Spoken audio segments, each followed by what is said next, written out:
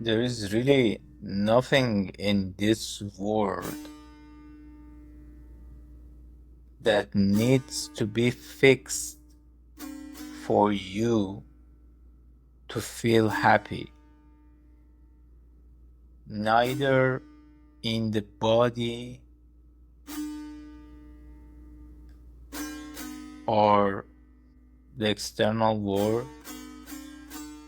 The only reason that we feel unhappy is because we need to fix what is. We want to change it, we don't accept it. We are not happy with what is happening now. And we push it out. But in reality, the way that universe works is that whatever that you push out, you're actually bringing more of it into your reality.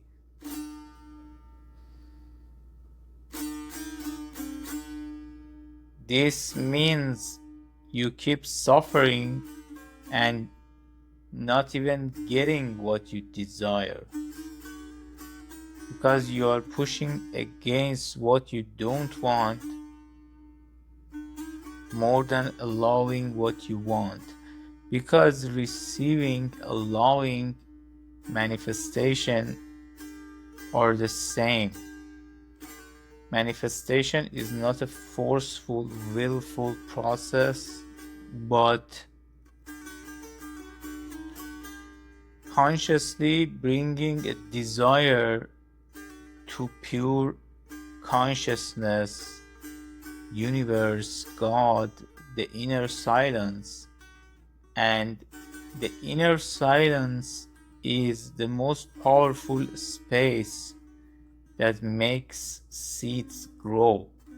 So when you bring the desire to that light of consciousness, it starts manifesting, but only if that desire is in alignment with wellness.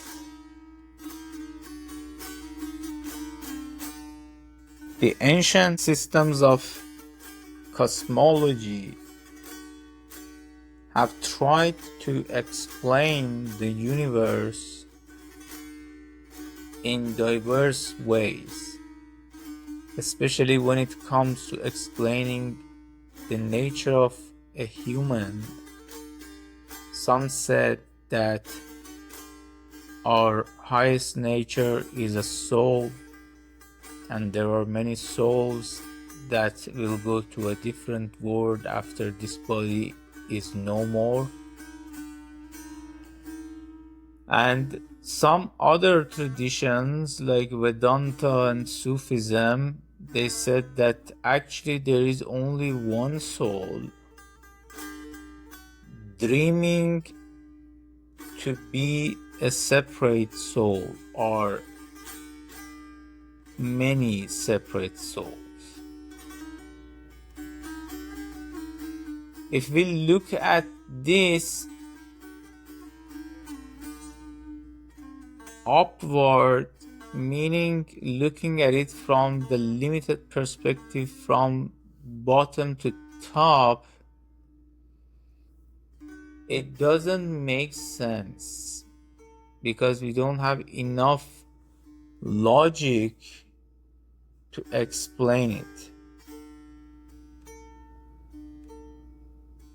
The level of logic that is needed to understand this is way beyond the normal capacity of the mind. This needs intuitive knowledge. Intuitive knowledge is hundreds of thousands of times more capable of realizing the most complex things. But when you look at it through the eyes of universe, God, you see that there is a pure, perfect, always present everywhere. There is such a presence that can be perfectly choosing to multiply itself into countless realities. But these realities are not real for it, for him. It is not real. Only when he separates himself from his boundless nature, he starts dreaming of separation.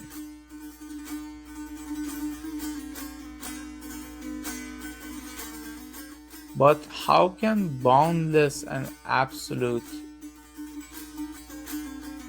separate himself from himself? In reality, it's not possible. So it's only a dream in the mind of universe. Because God cannot separate itself from itself. Because if it could, then it would mean that it is not absolute, because separation means becoming detached from something, separating from it, becoming a second unit of it.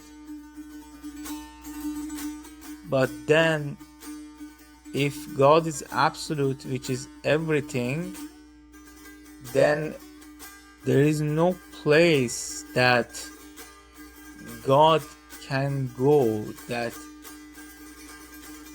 God is not there. So if everything is one, nothing can be really made into two in reality of God. It is just an illusion that creates a false understanding and illusion. In the Hindu systems of cosmology, also in Buddhism, the cause of separation and suffering is recognized as Avidya, which means ignorance, which is the opposite of the word knowledge in Sanskrit, because avidya means no vidya, which is knowledge.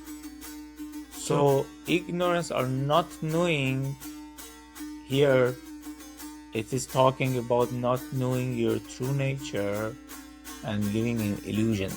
So this ignorance is the opposite of knowing. Not knowing versus knowing.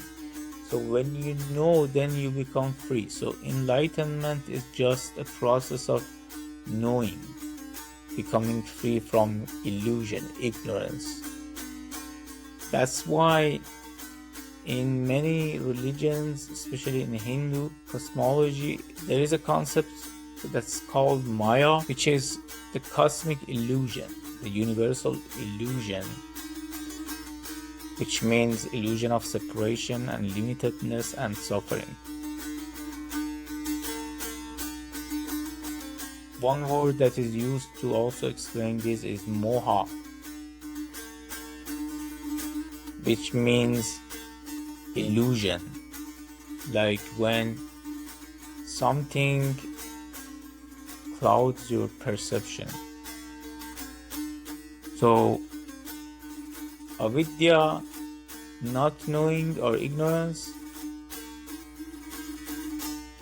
and moha or illusion is the cause of suffering.